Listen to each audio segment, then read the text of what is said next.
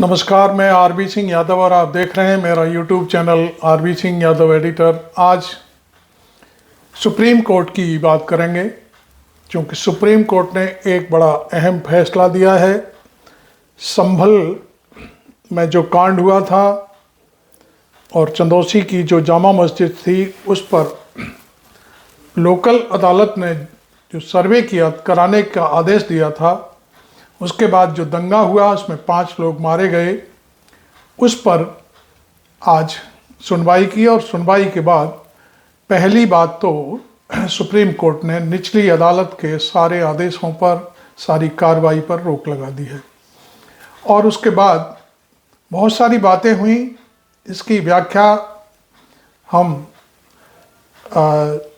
जो हमारे YouTube channel के पत्रकार हैं अजीत अंजुम, उनके साथ एनके सिंह जो जाने माने जर्नलिस्ट रहे हैं देश के और न्याय व्यवस्था पर उनकी तीखी नज़र बड़े ही अच्छे से व्याख्या करते हैं, तो वो हम सुनेंगे।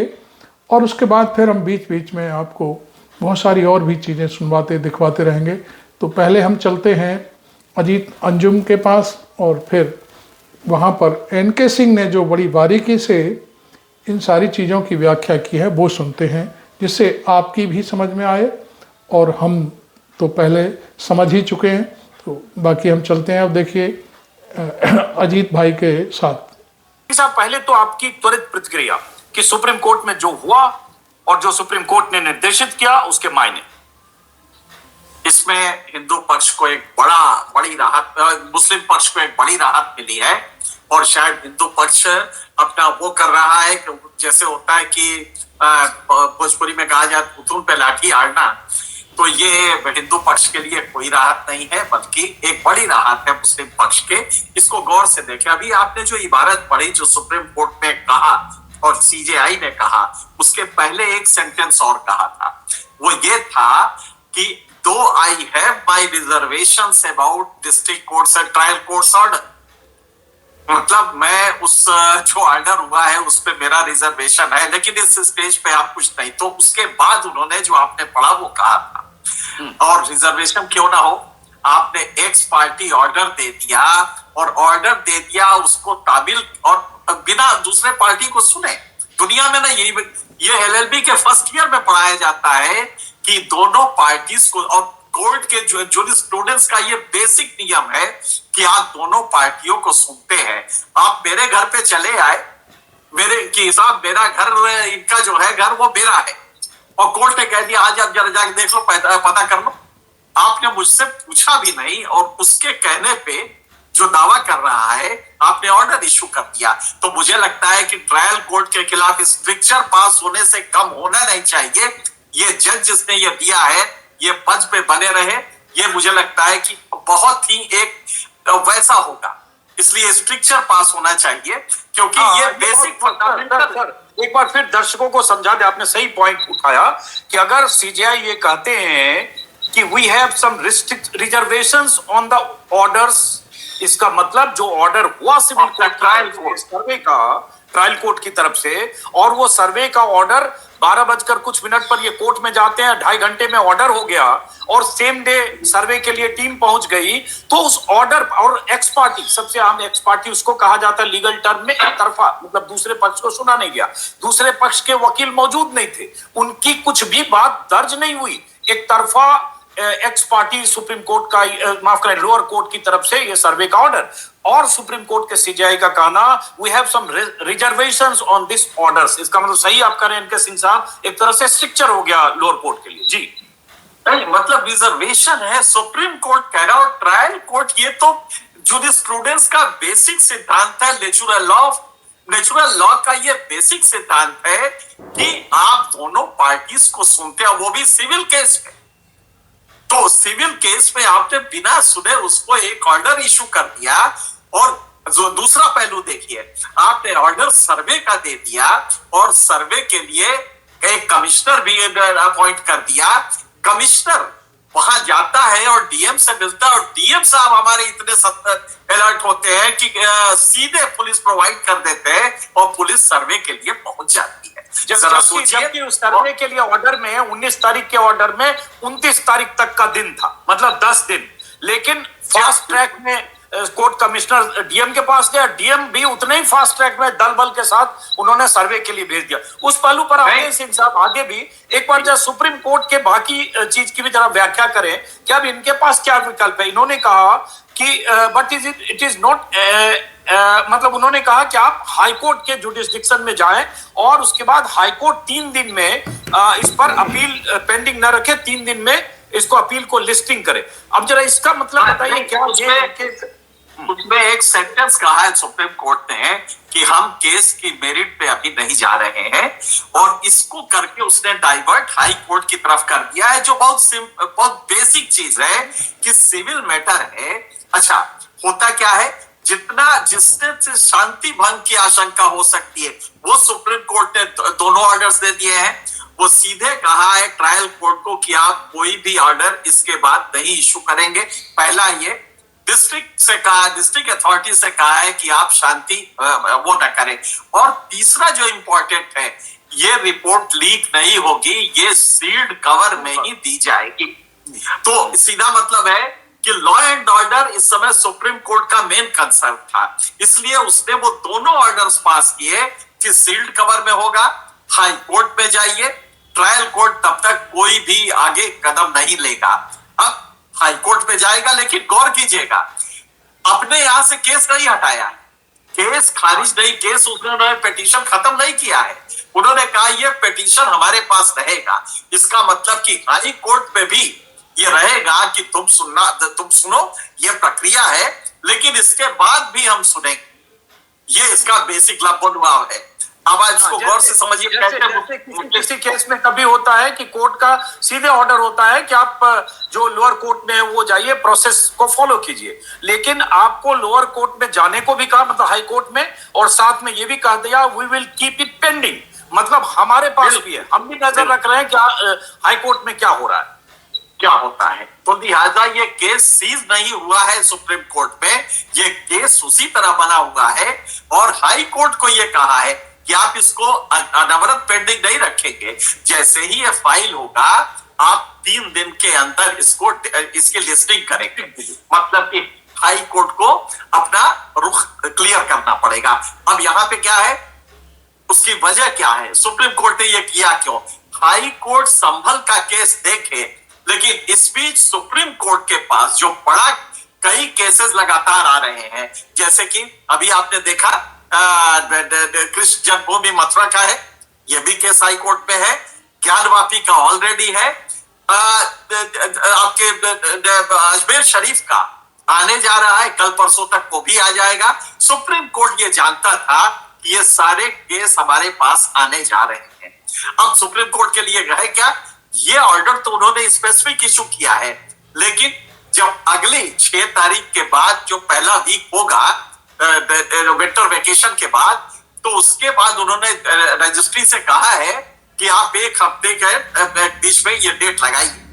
यहाँ पे जब डेट लगेगी तो सारे केसेस जो है, पिटीशंस जो है, वो बंच टुगेदर कर दिए जाएंगे, और सुप्रीम कोर्ट जनरल देगा कि इस तरह देश में जो ये नया शगुफा चला है, इसको कैसे रोका जाए। तो मुझे पूरा भरोसा है कि सुप्रीम कोर्ट ने इसीलिए ये पिटीशन रोक लिया, और बाकी पिटीशन अवेटेड है। 3 पिटीशन है जो ऑलरेडी संज्ञान में है। तो इस तरह आप समझ सकते हैं। इसका मतलब ये भी, चूंकि मैं भी क्यूरियस हूं इसलिए आपसे ज्यादा बीच में सवाल भी पूछ रहा हूं। ये इंस्ट्रक्शन से 2 मतलब, अगर जैसे मैं देख रहा हूं पेंडिंग, जिसकी आपने व्याख्या की, जब सीजीआई बोलते हैं कि विल कीप इट पेंडिंग, मतलब हमारे पास ये फाइल मौजूद है, आप सुनवाई करो। दूसरा, अगर वो कहते हैं we have some reservations on the orders, से मैसेज दे दिया कि जिस तरह से ऑर्डर हुआ उस पे हमारे रिजर्वेशन, ये सीजीआई का कहना निचली अदालत के किसी ऑर्डर पर, जो ऑर्डर ऑलरेडी विवादित है, बहुत बड़ी बात है। तो क्या ये मैसेज ऐसे भी जाएगा कि अजमेर शरीफ को लेकर जो अब वहां मुस्लिम पक्ष या दरगाह पक्ष अगर सुप्रीम कोर्ट आना चाहेगा तो उनके लिए भी मैसेज है कि आप हाईकोर्ट जाइए, और हाईकोर्ट सुनवाई करते समय ये जहन में होगा कि सुप्रीम कोर्ट के सीजीआई ने कहा we have some reservations on the orders. हाँ, उसमें यह है कि चूंकि उन्होंने जो किया है अजमेर शरीफ के कोर्ट ने किया है, अजमेर की कोर्ट ने किया है, उसने नोटिसेस दिए हैं, उन्होंने सर्वे कराने को नहीं कहा है। यही डिफरेंस है दोनों के बीच में कि उन्होंने नोटिस दिया है एएसआई को, माइनॉरिटी मिनिस्ट्री फॉर माइनॉरिटीज को और इंतजामिया को, वहां के उसको जो प्रबंधक कमेटी उसको दिया है, तो दरगाह कमेटी को, इनको नोटिस दिया है। और नोटिस देना एक नॉर्मल प्रक्रिया है, नोटिस देगा, जवाब आएगा, नोटिस को देखेंगे, उसके बाद वो फर्दर ऑर्डर इशू करेंगे। इस बीच में ये होगा कि इस प्रक्रिया में, जैसे कि आज संभल वाला ही लीजिए, संभल वाले में जो कमिश्नर थे, जो सर्वे कमिश्नर थे राघव का कहना था कि साहब हम आज तक अभी रिपोर्ट तैयार नहीं कर पाएंगे, क्योंकि 24 तारीख को जब गए थे तो वहां दंगा हो गया था और हिंसा हो गई थी, और हिंसा हो गई तो लिहाजा हमने रिपोर्ट नहीं तैयार। अब यहाँ पे क्या है, जब आपने ये कबूल कर लिया है कि हिंसा हो गई थी, 24 तारीख को आप अपना काम नहीं कर पाए, तो इसका सीधा मतलब है कि आपने सर्वे कंप्लीट नहीं किया तो आप रिपोर्ट कौन सी देंगे। लिहाजा हमें इस सेंटेंस से जो हमने सुना, जो उनका बाइट मैंने देखा, उसका सीधा मतलब है कि 24 को आप सर्वे कंप्लीट नहीं कर पाए। अब आप कर नहीं सकते क्योंकि सुप्रीम कोर्ट की ममानियत है, तो कोई ताजा तो करेंगे नहीं, लिहाजा वो सर्वे रिपोर्ट आएगी भी, मुझे डाउट है, और आएगी तो शक कितना होगा क्योंकि आपने ही कबूल किया है। दिल बंद रहे कि आप जो उस सर्वे रिपोर्ट से बवाल पैदा करते, लीक करके सेलेक्टिव, जो ज्ञानवापी के समय हो रहा था, विष्णु शंकर जैन और उनके पिता पुत्र सर्वे रिपोर्ट लीक करके अखबारों में हेडलाइन छापना और चैनलों पर डिबेट करने, पिता पुत्र दोनों डिबेट करते थे, पूरा वीएचपी आरएसएस। तो एक तरह से सुप्रीम कोर्ट का ये कहना सख्त, तो ये भी हो गया कि अब आप सेलेक्टिव लीक करके जो एक माहौल बनाएंगे उस पर भी रोक लगेगी, ये माने? बिल्कुल अब तो कर ही नहीं सकते, अब ये कर नहीं सकते, और ये सील्ड कवर में आएगा तो इन कैमरा ये हाई कोर्ट पे जाएगा, क्योंकि अब वो हाई कोर्ट ही देखेगा। तो उस दिन जब पिटीशन आएगा उसके बाद आप रिपोर्ट, मुझे दो चीजें हैं इसमें, यहाँ पे एक तो आपकी रिपोर्ट अब कंप्लीट हो ही नहीं सकती, क्योंकि आपने खुद कहा है कि साहब उस दिन हिंसा हो गई, 24 को हम लोग गए थे तो रिपोर्ट इसलिए तैयार नहीं हो पाई कि हिंसा हो गई। तो हिंसा हो गई थी तो आपने अंदर घुसे कैसे? जब हिंसा हो गई थी तो आप खुद ही कह रहे हैं कि साहब उसके बाद हम रिपोर्ट नहीं तैयार कर पाए। मान लीजिए आपने रिपोर्ट किसी तरह तैयार कर दी, वो रिपोर्ट सील्ड कवर में हाई कोर्ट के पास जाएगी। हाई कोर्ट में सील्ड कवर का मतलब होता है कि हाई कोर्ट भी इसको पब्लिक नहीं करेगा अगर जब तक वो फैसला ना ले। अब हाई कोर्ट के लिए क्या ममानियत है? हाई कोर्ट इसके मेरिट को देखेगा, इस पूरे केस के दो चीजें हैं यहाँ पे, एक तो ट्रायल कोर्ट का जो है तरीका, उसको भी वो देखेगा क्योंकि वो इनबिल्ट है उसके अंदर, जो सुप्रीम कोर्ट भी देखेगा। लेकिन हाई कोर्ट देखेगा कि भाई आपने ये आनंद में ये ऑर्डर कर कैसे दिया, पहला, और दूसरा केस की मेरिट भी देखेगा। इन दोनों के बाद जो भी वो फैसला ले, हाई कोर्ट जब सुप्रीम कोर्ट पे ये मामला आएगा तो याद रखिए कि इसी बीच में ये भी इशू है कि places of worship act unconstitutional है। ये बात हमारे दो पेटिशनर सुब्रमण्यम स्वामी और अश्वनी चौबे, नहीं माफ कीजिएगा, अश्वनी चौबे कह रहे हैं, अश्वनी उपाध्याय, इन्होंने की है, वो भी सुनवाई में है। तो मुझे लगता है कि अब क्योंकि सिर्फ इसमें से नहीं होगा कि सुप्रीम कोर्ट ने कह दिया कि कोई भी ट्रायल कोर्ट या लोअर कोर्ट या कोई भी कोर्ट देश का ये इस तरह के जांच नहीं कराएगा, सिर्फ क्योंकि ऑर्डर आप नहीं कर सकते। सुप्रीम कोर्ट का ही एक पहले से ऑर्डर है जस्टिस चंद्रचूड़ का, जिसमें कहा गया है कि साहब जांच कराने में कोई हर्ज नहीं है, इन्वेस्टिगेशन कराने से ये नहीं होता कि कैरेक्टर रिलीजियस उसका प्लेस का चेंज होता है, हम तो सिर्फ जांच करा रहे हैं। हालांकि वो बहुत ही पचकाना और बहुत ही अविवेकपूर्ण ऑर्डर है जस्टिस चंद्रचूड़ का, जिसने कि भारत में हमेशा के लिए अगर वो ऑर्डर बरकरार रहता है और सुप्रीम कोर्ट उसको खत्म नहीं करता। चंद्रचूड़ ने अगर कहा कि प्लेसेज ऑफ वर्शिप एक्ट के मुताबिक जो 1991 का है, किसी भी धार्मिक स्थान का जो 1947 के पहले के धार्मिक स्थान की हिफाजत करता है, कवच है, उसका धार्मिक स्वरूप नहीं बदला जा सकता है, वो ठीक है, लेकिन धार्मिक चरित्र की पहचान करने में कोई एतराज नहीं। भाई जब आप धार्मिक चरित्र की पहचान कर देंगे, सर्वे कराकर ये बवाल करके, जहां जय श्री राम का नारा लगा के सर्वे करने जा रहे हैं वकील और उनके सारे समर्थक, तो फिर तो हो जाएगा कि ये उस धार्मिक चरित्र के आधार पर देश भर में बवाल होगा, फिर तो नई कहानी होगी। तो चंद्रचूड़ ने तो एक हिस्टोरिकल ब्लंडर करके चले गए, जिसका खामियाजा देश न जाने कब तक भुगतेगा। जी बिल्कुल बिल्कुल, चंद्रचूड़ ने जो ये किया है भारत के इतिहास में, शायद इतिहास लिखा जाएगा तो चंद्रचूड़ को माफ नहीं किया जाएगा। कितना बड़ा उन्होंने एक वो किया है, ये सच पूछिए तो ये अपराध के स्वरूप का है, जो कि भारतीय समाज में जो सांप्रदायिक तनाव है उसको हमेशा के लिए एक मजबूत पुख्ता सबूत दे गया है। अब यहाँ पे दिक्कत क्या होगी, जिस दिन जब ये चंद्रचूड़ का ऑर्डर जब तक बना रहेगा तब तक ये तनाव इस देश में रहेगा ही रहेगा, क्योंकि हर जगह जज साहब क्या कहेंगे ट्रायल कोर्ट के साहब, नहीं वो तो खाली हम सर्वे करा रहे हैं, और सर्वे की रिपोर्ट तो हिंदू उद्वेलित हो जाएगा कि कहीं लिंग मिल जाएगा तो कहीं वो मिल जाएगा, उनका बैल दंडी मिल जाएगा। तो हकीकत ये है कि ये हिंदुओं के लिए एक परमानेंट कंसोलिडेशन का चीज हो जाएगा, जिसका पॉलिटिकल गेन मोदी जी ले जाएंगे। तो ये कुल मिला के अगर आप देखें तो चंद्रचूड़ ने जो ये फैसला लिया है, जब तक इसको आप खत्म, आप यहां तक कि खत्म कर दीजिए प्लेसेस ऑफ रिलीजियस आप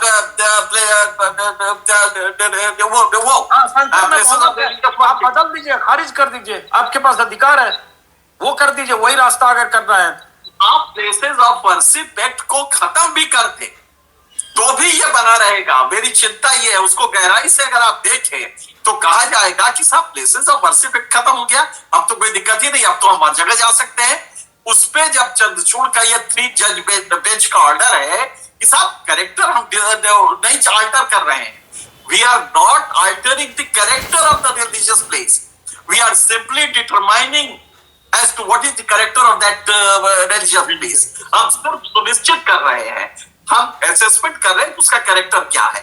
अगर आपने असेसमेंट कर लिया है तो हिंदू तो नाराज हो गया, क्योंकि ये हुआ है आज से 500 साल पहले मुगल शासन में, तमाम शासनों में हुआ है। लेकिन तब क्या आप इसका मतलब, जैसे संभल को ही आप लीजिए, संभल का 1878 में एक कोई हिंदू गया और उसने पिटीशन दायर किया, 1 मिनट पे कोर्ट ने खारिज कर दिया, कहा कि नहीं सब कुछ। तो हकीकत ये है कि ये सब विवाद उठते रहे हैं, लेकिन आज है कि समाज आगे बढ़े। आज समाज, वो 500 साल पहले क्या हुआ है, बाबर की गलती को जुम्मन मियां के सर पे डाल देंगे आप। जुम्मन मियां 500 साल बाद पैदा हुए, उनका बाबर से कोई लेना देना नहीं है। इसीलिए कह रहे हैं कि ये सुप्रीम कोर्ट को एक बड़े 3 मेंबर बेंच का फैसला है, इसलिए इसको खत्म करने के लिए आपको 5 मेंबर बेंच चाहिए। तो जो सुप्रीम कोर्ट ने इसको जिंदा रखा है आज और कहा ये पिटीशन हम 6 तारीख के बाद सुनेंगे, ये हम डिसमिस नहीं कर रहे हैं इंटरिम ऑर्डर देने के बाद, उसका सिर्फ पर्पस ये है। सॉरी, बीच में इंटरप्ट किया, पूरी कर लें बात अपनी। नहीं, इसका सीधा मतलब है कि सुप्रीम कोर्ट सारे पिटीशंस को क्लब करके, और यहां तक कि प्लेसेस ऑफ वर्शिप एक्ट इसको भी क्लब करके, और वो एक बड़ी बेंच बना के जो 5 मेंबर बेंच होगी, और तब इसको सुन के, और ये जस्टिस चंद्रचूड़ ने जो गलती की है उसको हमेशा के लिए खत्म करना पड़ेगा। उसके लिए 5 मेंबर बेंच चाहिए, क्योंकि 3 मेंबर अगर बेंच होगी, खंडपीठ होगी, तो उससे नहीं होगा। ये कॉन्स्टिट्यूशन बेंच से ही खत्म हो सकता है, क्योंकि पार्लियामेंट्री एक्ट है और उसके अल्ट्रा वायरस कॉन्स्टिट्यूशन माना गया है कि कॉन्स्टिट्यूशनल वायरस के खिलाफ है।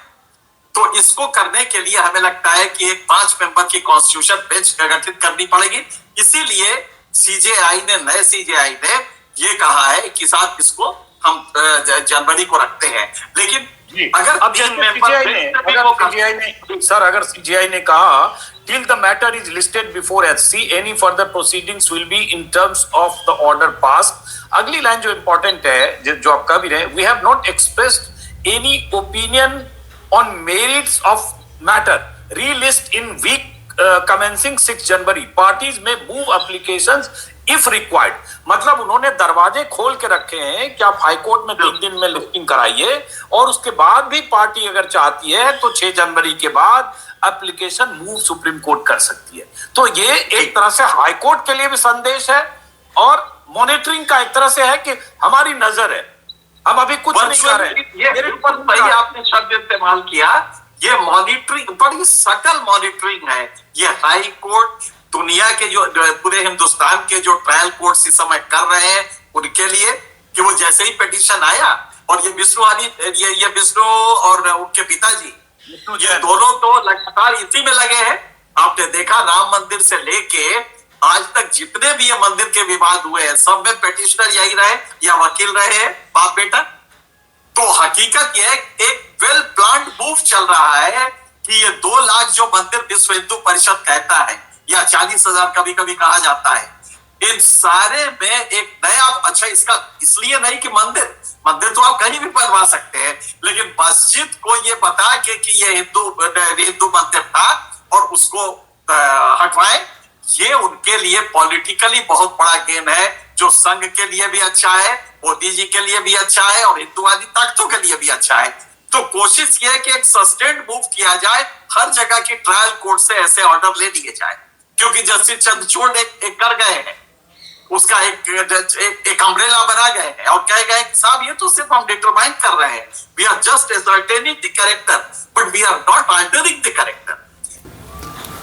अभी आप सुन रहे थे अजीत अंजुम का एनालिसिस जर्नलिस्ट एनके सिंह साहब के साथ। बहुत गजब की बात कही उन्होंने। अब मैं थोड़ा सा आपके पास जाता हूँ। अशोक पांडे ने, जो जाने माने यूट्यूबर हैं, लेखक भी हैं, उनकी टिप्पणी उनके ही चैनल पर जाकर के आपको सुनवाता हूँ। तो देखिए अशोक भाई पांडे को। कहानी है गाजीपुर की। गाजीपुर उत्तर प्रदेश में है। गाजीपुर की कहानी है, नंदगंज के चंदौली थाने की ये कहानी है। इस कहानी के हीरो कह लीजिए, विलन कह लीजिए, एक एसपी साहब हैं जिनका नाम है अमित कुमार। अब वहां पर एक था सिपाही, असली हीरो तो इस पूरी कहानी का वही बेचारा है। उस सिपाही का नाम था अनिल सिंह। अनिल सिंह जब वहां भर्ती हुआ, बनारस का रहने वाला था, जब उसका वहां ट्रांसफर हुआ तो पता यह चला कि हर थाने से 12.5 लाख रुपए की उगाही करके पहुंचाना होता था एसपी साहब के बाद। उसके बाद मुर्गा कटेगा तो सब में बटेगा। हमारे योगी आदित्यनाथ जी कहते हैं कि कटेंगे तो बटेंगे। तो ये 12.5 लाख रुपए लोगों को काट के लाने थे और उसके बाद पूरे थाने में बंटने थे। अनिल सिंह थोड़ा ईमानदार टाइप का आदमी था। उसने बाकायदा शिकायत कर दी कि 12.5 लाख रुपए हर थाने से हर महीने जमा करने होते हैं। डिपार्टमेंटल जांच बैठी। डिपार्टमेंटल जांच में यह पाया गया कि अनिल सिंह सही कह रहा था। अब होना यह चाहिए था कि अमित कुमार जी सस्पेंड हो जाते, लेकिन अमित कुमार जी एसपी थे, अनिल सिंह बेचारा सिपाही था। तो इस सिपाही को न केवल बर्खास्त कर दिया गया बल्कि इसका अपहरण किया गया। इसके साथ वो सारा कुछ किया गया जो किसी अपराधी के साथ किया जाता है। 2022 का मामला 2024 में जाके खुला है और यह पाया गया है कि योगी आदित्यनाथ के राज में एसपी अमित कुमार बाकायदा धंधा चला रहे थे हर कोर्ट से 12.5 लाख रुपए वसूलने का। और जब उसमें अनिल सिंह ने हस्तक्षेप करने की कोशिश की तो उसको बर्खास्त कर दिया गया। अब अमित कुमार वगैरह को सस्पेंड करके केस चल रहा है। यह कहानी यूपी की है। एक और कहानी सुन लीजिए। आज तक पे ये न्यूज आई थी और ये न्यूज ऐसी है जिसको सुनकर आदरणीय मोदी जी की याद मुझे आती है। आप कहेंगे कि बताइए यूपी पुलिस के कारनामे में मोदी जी कैसे याद आ गए, तो याद कर लीजिए। 2024 के चुनाव में भाषण देते हुए मोदी जी कह रहे थे कि वे आपकी भैंस चुरा ले जाएंगे। और मोदी जी कुछ कहते हैं तो कुछ सोच कर ही कहते हैं। मोदी जी कभी झूठ नहीं बोलते। लेकिन तब तो ये लगा था वो कांग्रेस के लिए कह रहे हैं। अब समझ में यह आ रहा है कि यूपी पुलिस के उन ऑफिसर्स के लिए कह रहे थे जिनकी वजह से एक किसान को अपनी भैंस बेचकर घूस देनी पड़ी। जी, घूस देने के लिए कहा गया। जब उसके पास कुछ नहीं था तो बेचारे ने अपनी भैंस बेच दी और इस तरह से मोदी जी की बात को सही करते हुए 2 पुलिस वाले उसकी भैंस ले गए। अब आप अंदाज लगा सकते हैं कि यूपी में चल क्या रहा है। संभल ये बताने के लिए काफी है। जिस तरह से संभल से रिवॉल्वर लहराते हुए तस्वीरें आई, उसके बाद जब एक पत्रकार ने पूछा तो अधिकारी महोदय ने कहा कि हमारे भी बाल बच्चे हैं, पुलिस जान देने के लिए नहीं आती है, जान देने के लिए नहीं आती है। और उन सब लोगों को जाहिल कह दिया जो संभल में मस्जिद सर्वे को लेकर आंदोलन कर रहे थे। एक सवाल सीधा सा है कि बिल्कुल पुलिस के भी बाल बच्चे होते हैं, किसी पुलिस को खरोच भी नहीं आनी चाहिए, जान जानी तो बहुत गलत बात है। लेकिन उसी पुलिस की अगर सरपरस्ती नहीं भी थी तो रहनुमाई तो थी ही, जिसमें सर्वे करने वाली टीम नारा लगाते हुए, धार्मिक नारा, पॉलिटिकल नारा लगाते हुए मस्जिद में सर्वे करने जाती है। उसी समय अगर पुलिस ने उनको रोक लिया होता कि सिर्फ वो लोग जाएंगे जो सर्वे करने जा रहे हैं, कोई भी नारा नहीं लगाएगा, शांतिपूर्ण तरीके से सर्वे हुआ होता, लोगों को कहा गया होता कि ये जो सर्वे हो रहा है ये कानूनी जरूरत है, आप इसके आगे कानून का सहारा लेकर लड़ाई लड़ सकते हैं, लेकिन अभी कुछ मत कीजिए, तो शायद हालात इतने नहीं बिगड़ते। लेकिन वहां पर तो बंदूकें लहराई जा रही थी और जो डायलॉग दिए जा रहे थे उसमें गाली शामिल है, इसलिए मैं चाह कर भी यहां नहीं दिखा सकता। दरअसल यूपी में कानून व्यवस्था की हालत ऐसी हो गई है कि सुप्रीम कोर्ट ने टिप्पणी की, यूपी पुलिस पावर एंजॉय कर रही है, उसे संवेदनशील होने की जरूरत है। शीर्ष अदालत जो हमारी है सुप्रीम कोर्ट, उसने चेतावनी दी राज्य पुलिस को कि अपने डीजीपी को बता दो कि कोर्ट ऐसा कठोर आदेश देगा कि जिंदगी भर याद रखेंगे। अब कोर्ट कब कठोर आदेश देगा उसका तो इंतजार किया जाएगा। कोर्ट में इस तरह की बातें, इस तरह की घोषणाएं बहुत होती हैं, लेकिन असल में जब उसको अमली जामा पहनाना होता है, उसको जमीन पे उतारना होता है, तो अक्सर चीजें उस तरह से नहीं हो पाती हैं जिस तरह से होनी चाहिए। लेकिन सोचने वाली बात यह है कि यूपी के पुलिस के ऊपर सुप्रीम कोर्ट ऐसा आरोप क्यों लगा रही है? क्यों यूपी की पुलिस को यह धमकी दे रही है, चेतावनी दे रही है कि हम ऐसा आदेश देंगे कि तुम जिंदगी भर याद रखोगे? दरअसल जब ये मैंने देखा तो मैंने सर्च करना शुरू किया और लाइव ला जो वेबसाइट है जिसके बारे में कल भी मैंने बताया था, उस पर डेबी जैन की एक रिपोर्ट छपी है। इस रिपोर्ट के मुताबिक जस्टिस सूर्यकांत और जस्टिस उज्जवल भुयान की बेंच पर एक मामला आया था और इस मामले में यह पाया गया कि जो याचिका करता है उसके ऊपर कई सारे एफआईआर दर्ज हैं, लेकिन वो इस डर से कोर्ट में हाजिर नहीं हो रहा है कि अगर वो कोर्ट में हाजिर हुआ तो फिर कोई केस लगाकर उसको उठाकर जेल में डाल दिया जाएगा। ये जो याचिका करता है ये कोई बहुत शरीफ आदमी नहीं है, ये खुद भी गैंगस्टर है और इसके लिए जो यूपी सरकार की तरफ से सीनियर एडवोकेट राणा मुखर्जी गए थे, उसमें कोर्ट में थे, उन्होंने कहा था कि अदालत के पिछले आदेश के बाद याचिकाकर्ता को नोटिस भेजा गया था, लेकिन वो जांच अधिकारी के सामने पेश नहीं हुआ, इसके बजाय उसने एक हलफनामा भेजा। और इस पर जस्टिस सूर्यकांत ने कहा कि वो शायद इस डर में जी रहा है कि अगर वो आया तो यूपी पुलिस उसके खिलाफ कोई और मुकदमा दर्ज कर देगी और उसको उठाकर जेल में डाल देगी। बल्कि यहां तक कहा कि जहां बाकायदा रजिस्ट्री होकर सेल डीड होती है वहां पर भी आप जमीन पर कब्जा करने का आरोप लगा देते हैं और गिरफ्तार कर लेते हैं। कोर्ट ने यह भी कहा कि हम सिर्फ ये बता रहे हैं कि आपकी पुलिस कितने डेंजरस जोन में घुस गई है और उसका मजा ले रही है।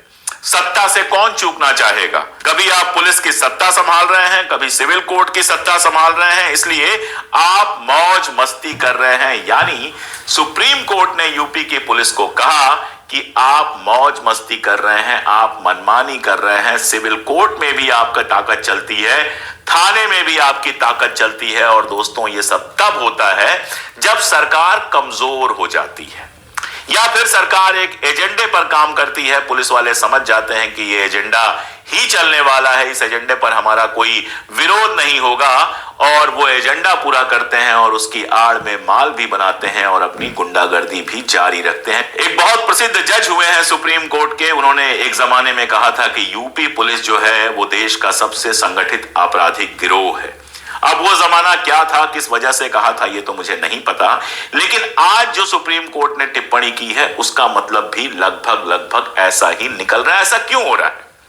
ऐसा क्यों हो रहा है समझने के लिए आपको सिर्फ दो घटनाएं समझनी पड़ेंगी, बहराइच की और संभल की।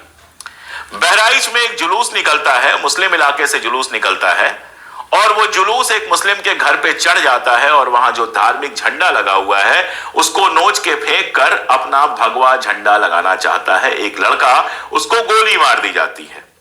अब यहां सवाल क्या है, अगर बहराइच की पुलिस वाकई चाहती कि यह सब ना हो तो कितना आसान काम था कि या तो उस रूट से जुलूस को जाने नहीं देती, या फिर जा रहा था अगर वो जुलूस तो उसके चारों तरफ रहती, ताकि इस तरह की कोई घटना, किसी के घर में घुसना, किसी के घर से झंडा छीनना, किसी के घर पे झंडा लगाना, इस तरह की हरकतें नहीं हो पाती। जाहिर है इस तरह की हरकतें हुई, और उसके बाद दैनिक भास्कर की जो रिपोर्ट आई थी वो क्या कहती है कि उसके बाद दंगों के लिए 4 घंटों की छूट दे दी गई कि आप जो चाहें वो आराम से करें। यह हुआ बहराइच में। इसके उलट संभल में क्या हुआ, 5 लोग मारे गए। पुलिस ने कह दिया कि हमने किसी को गोली नहीं मारी है। मैंने उस दिन भी सवाल पूछा था कि चलिए आपने नहीं मारी है, लेकिन जिसने मारा है उसको गिरफ्तार क्यों नहीं किया जा रहा। उसको छोड़िए, संभल के मामले में न केवल मर्दों को बल्कि मुस्लिम औरतों को भी गिरफ्तार किया गया है। और इससे एक कदम और आगे बढ़ जाइए, जहां बहराइच में साफ गुंडागर्दी करते हुए किसी के घर पे चढ़ के झंडा उतारते हुए और झंडा लगाते हुए वीडियो आया था, और उस व्यक्ति को तुरंत आर्थिक सहायता दी गई, उसके परिवार से योगी जी मिले। वहां बहराइच वालों को, बहराइच में जो 5 लोग मारे गए हैं उनको न कोई आर्थिक सहायता मिली है, न प्रशासन उनके साथ मिलने गया है। अब खबर आ रही है कि उसकी न्यायिक जांच की बात की जा रही है, 2 महीने में न्यायिक जांच होगी, वगैरह वगैरह होगा। आज संभल का मामला सुप्रीम कोर्ट में भी है, और बड़ी अच्छी बात है कि हमारे जो नए सुप्रीम कोर्ट के चीफ जस्टिस हैं वो सीधे उसकी सुनवाई कर रहे हैं। उम्मीद है कि वो कोई ऐसा फैसला देंगे जिससे ये बवाल खत्म हो जाए। आपने देखा पूरे यूपी की पुलिस की क्या हालत है भाई अशोक कुमार पांडे से। क्या आपको लगता है कि देश की जो व्यवस्थाएं हैं, खासतौर पर उत्तर प्रदेश की, सही सलामत चल रही हैं? यदि सुप्रीम कोर्ट हस्तक्षेप ना करे तो निश्चित तौर पर यहाँ मालूम नहीं कब कब कहाँ पर क्या क्या हो जाए। खैर, आपको हमने ये वीडियो इसलिए दिखाया कि पहले सुप्रीम कोर्ट ने जो आदेश दिया है संभल पर, उसकी पूरी कहानी थी, और उत्तर प्रदेश पुलिस क्या कर रही है इसके लिए हमने अशोक भाई पांडे का ये वीडियो आपको दिखाया। खैर, आपको ये हमारा एनालिसिस और ये वीडियो अच्छा लगा हो तो इसे शेयर करें और आम जनता तक पहुंचाने की कोशिश करें, जिससे लोगों को पता चल सके। खैर, अभी तक आपने चैनल सब्सक्राइब नहीं किया है तो ज़रूर कर लें, और अपनी राय, अपने कमेंट मेरे इनबॉक्स में आकर के लिख सकते हैं। Thank you very much. मैं आरबी सिंह यादव।